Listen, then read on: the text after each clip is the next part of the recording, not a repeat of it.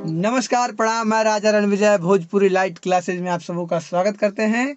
और आप लोगों के बीच में फिर से एक कल्लू जी का सॉन्ग लेकर के आ गया, राखब अपना सैया जी के साड़ी में लपेट के। तो आइए मैं शुरुआत करता हूँ। ये स्केल है इसका सी से, ठीक है। सी माइनर, माइनर का सॉन्ग है तो सी माइनर कॉर्ड लगा लेते हैं हम। 1 4 8 1 4 8, ठीक है। उसके बाद अब इस सॉन्ग को शुरुआत करते हैं।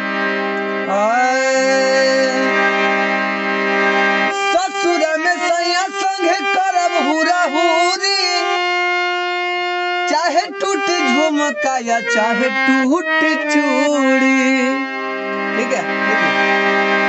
कि ससुर में सैया संगे करब हुरा हुरी, चाहे टूट झुमका या चाहे टूट चूड़ी। एको क्षण छोड़ब न लागल रहब, होखे न देहब उदास कबो बेड के। राखब अपना सैया जी के साड़ी में लपेट के, राखब अपना सैया जी के साड़ी में लपेट के। फिर से आते हैं, देखिए यहाँ से शुरू होगा। ससुर में सैया संगे करब हुरा हुरी, चाहे टूटी झुमका या चाहे टूटी चूड़ी।